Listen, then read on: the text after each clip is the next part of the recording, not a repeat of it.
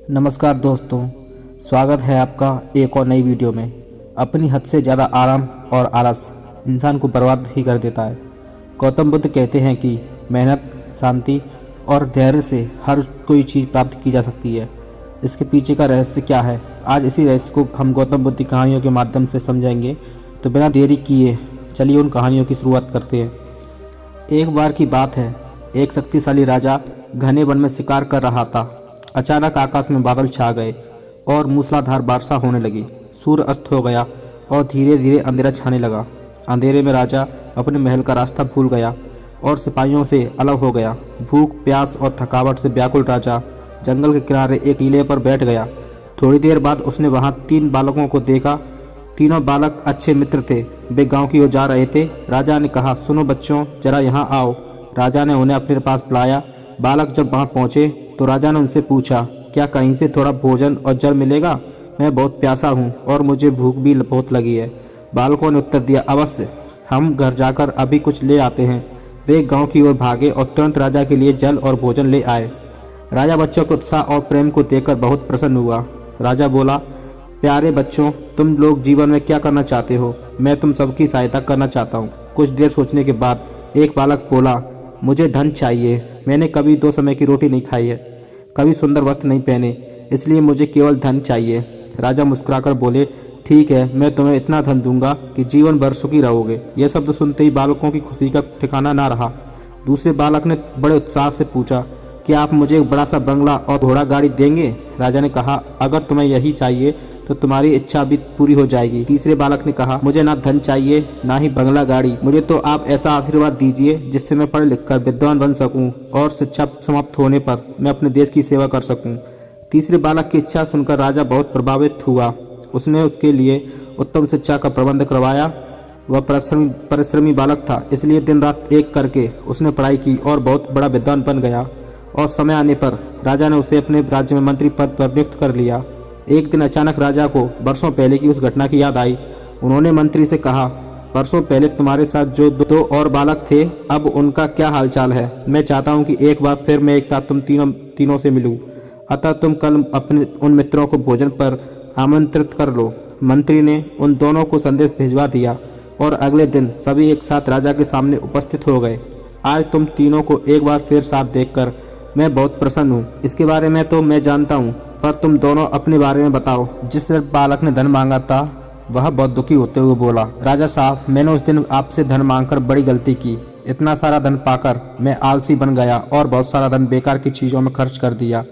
मेरा बहुत सा धन चोरी भी हो गया और कुछ वर्ष में ही मैं वापस उसी स्थिति में पहुंच गया जिसमें आपने मुझे देखा था। बंगला गाड़ी मांगने वाला बालक भी अपना रोना रोने लगा। महाराज, मैं बड़े ठाठ से अपने बंगले में रह रहा था, पर बरसों पहले आई बाढ़ में मेरा सब कुछ बर्बाद हो गया और मैं भी अपने पहली जैसी स्थिति में पहुंच गया। उनकी बातें सुनने के बाद राजा बोले, इस बात को अच्छी तरह गांठ बांध लो। धन संपदा सदा हमारे पास नहीं रहते, पर ज्ञान जीवन भर मनुष्य के काम आता है और उसे कोई चुरा भी नहीं सकता। सच्चाई मानव को विद्वान और बड़ा आदमी बना सकती है, इसलिए सबसे बड़ा धन विद्या ही है। तो दोस्तों, अब चलिए बढ़ते हैं हमारी दूसरी कहानी की तरफ। एक बार की बात है, माता बुद्ध की सबसे प्रिय और निकटतम शिष्य आनंद कहीं जा रहे थे। रास्ते में उसने देखा कि एक अधेड़ उम्र का आदमी चट्टान पर बैठा रो रहा है। यह देखकर आनंद वहीं रुक गया और उस आदमी के पास जाकर उससे उसकी उदासी का कारण पूछने लगा। उस आदमी ने अपने आंसू पोंछते हुए कहा, मैं पास के गांव में रहने वाला एक बदकिस्मत व्यापारी हूँ। मैं जो भी काम करता हूँ वह गलत हो जाता है। व्यापार की चाह में मैंने अपनी माँ और पत्नी के गहने खो दिए, अपना परिवार खो दिया और अब अपना घर और खेत गिरवी रख दिया है। मुझे लगता है कि मेरी किस्मत खराब है। उसकी बात सुनकर आनंद ने कहा, तुम्हें किसने कहा कि तुम्हारी किस्मत खराब है?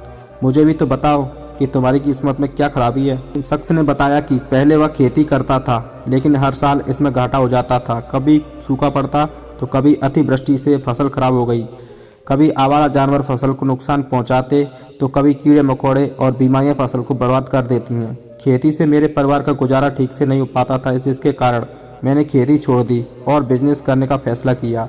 मैंने अपनी पत्नी के गहने बेचकर अपना व्यवसाय शुरू किया, लेकिन मेरा व्यवसाय नहीं चला।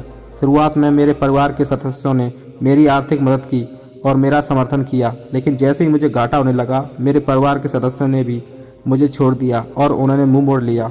वे मुझे देखकर नज़रें फेर लेते हैं और अपने परिवार की गरीबी और दुर्दशा के लिए मुझे जिम्मेदार ठहराते हैं। अब मुझे लगने लगा है कि मेरा जीवन निरर्थक है। अक्सर मेरे मन में विचार आता है कि मुझे अपना जीवन समाप्त कर लेना चाहिए और आज मैं आत्महत्या करने आया था, लेकिन मेरी हिम्मत नहीं हो रही थी, इसलिए मैं इस पत्थर पर बैठकर रो रहा था। दूसरी ओर मेरा एक दोस्त है, हम दोनों ने एक साथ व्यवसाय शुरू किया, लेकिन वह आगे बढ़ गया और मैं पीछे रह गया। मेरी असफलता के कारण वह मुझे हर समय अपमानित करने की कोशिश करता रहता है और वह अक्सर मेरे पास आता है। वह अपनी सफलता के बारे में बड़ी बड़ी बातें करता है। वह मेरे परिवार को बताता है कि उसने कितनी मेहनत करके इतना बड़ा व्यवसाय खड़ा किया है और वह अक्सर मुझे, मेरी पत्नी और मेरे माता पिता को अपने फलते फूलते व्यवसाय की कहानियाँ सुनाता है, जिससे मेरा परिवार प्रशंसा करता है। लेकिन वे मेरे बारे में बुरा बोलते हैं। वे मुझे निकम्मा और कमज़ोर दिमाग वाला कहते हैं। मेरी पत्नी और माँ मुझे हर बात पर ताना मारते हैं, जिससे मुझे बहुत दुख होता है और कभी कभी मुझे अपनी असफलता पर गुस्सा आता है, लेकिन मैं समझ नहीं पाता कि क्या करूं। यह सुनकर बिच्छू आनंद ने पूछा, आपको किस बात से दुख होता है, आपकी अपनी असफलता या आपके मित्र की सफलता? सवाल सुनकर उस आदमी ने एक पल सोचा और फिर कहा, सच बताऊं तो मुझे अपनी असफलता पर उतना दुख नहीं होता जितना अपने दोस्त की सफलता पर होता है। बिच्छू आनंद ने अगला प्रश्न पूछा, यदि आपका मित्र व्यवसाय में असफल हो जाता है और आप सफल हो जाते तो क्या आप खुश होते? व्यक्ति ने कहा, हाँ, मुझे बहुत खुशी होगी। आनंद ने कहा, मतलब आपकी खुशी आपके दोस्त पर निर्भर करती है। अगर वह चाहे तो आपको खुश कर सकता है और अगर वह चाहे तो आपको दुखी भी कर सकता है। आप खुद से ना तो खुश हो सकते हैं और ना ही दुखी। बिच्छू आनंद की बातें सुनकर वह व्यक्ति कुछ देर सोच में पड़ गया और फिर बोला, आपकी बातें सुनकर मुझे कुछ आशा जगी है। तब बिच्छू आनंद ने कहा, जब हम किसी चीज़ की आशा करते हैं तो हम उस पर निर्भर हो जाते हैं, फिर हमारा सुख दुख भी उस पर निर्भर होने लगता है। इसलिए सबसे अच्छा है कि आप खुद से ही उम्मीद करना शुरू कर दें। जब आप ऐसा करते हैं और साथ ही मेहनत और ईमानदारी से काम करते हैं तो आपको सफलता ज़रूर मिलेगी। आप सोचते हैं कि आपका दोस्त आपको नीचा दिखाने के लिए आता है, वह आपको दुखी करने के लिए आता है, लेकिन अगर आप ईमानदारी से सोचो तो वह जो बातें कहता है वह सच होती है। आपको उनके संघर्षों और अनुभवों के बारे में बताता है।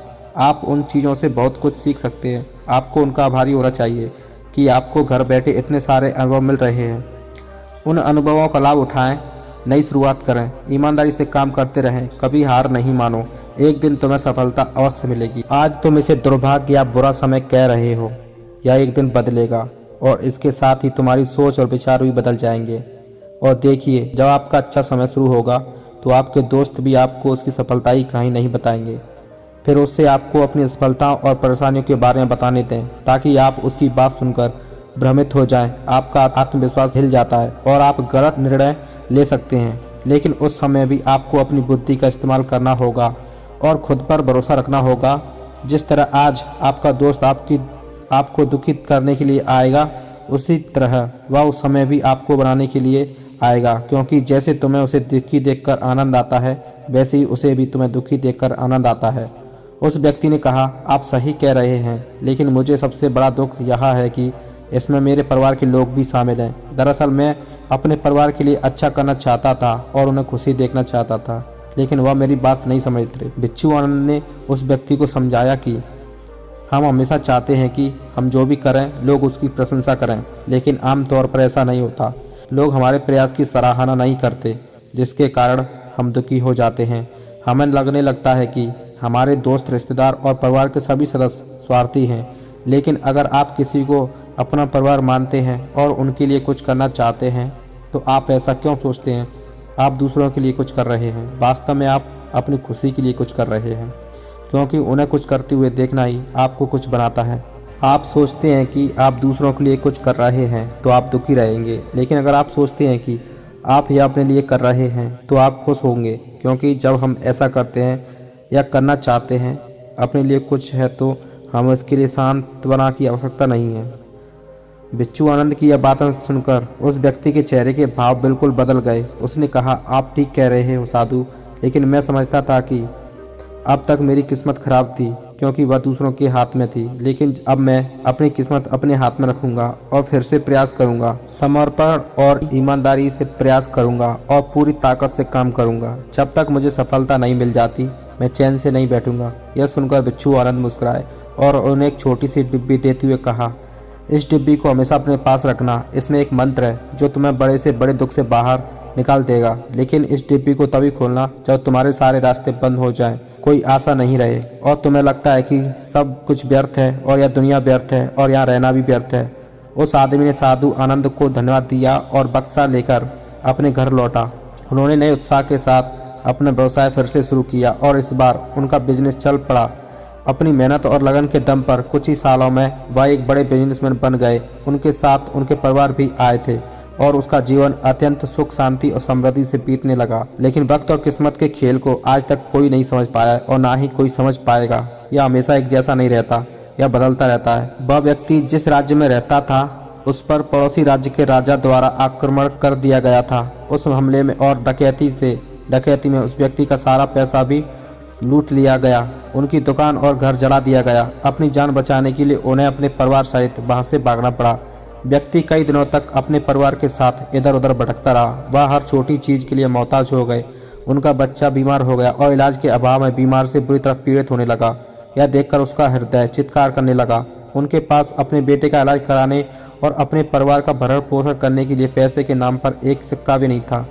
वह अंदर से टूट गया था और निराशा एक बार फिर उस पर हावी हो गई। उसे लगने लगा कि उसका जीवन निरर्थक और संसार अर्थहीन है। लेकिन तभी अचानक उसे बिच्छू आनंद द्वारा दी गई डिब्बी की याद आई। उसने बड़ी उत्सुकता से उसे खोला तो डिब्बी के अंदर एक पर्ची मिली। उस पर कुछ लिखा हुआ था। पर्ची पढ़ते ही उसकी आंखों के सामने छाया निराशा का अंधेरा गायब हो गया और अचानक मुस्कुरा दिया। पर्ची पर लिखा था कि यह वक्त भी गुजर जाएगा। दोस्तों, यह कहानी हमें सिखाती है कि समय के खेल को समझना असंभव है, यह हमेशा बदलता रहता है।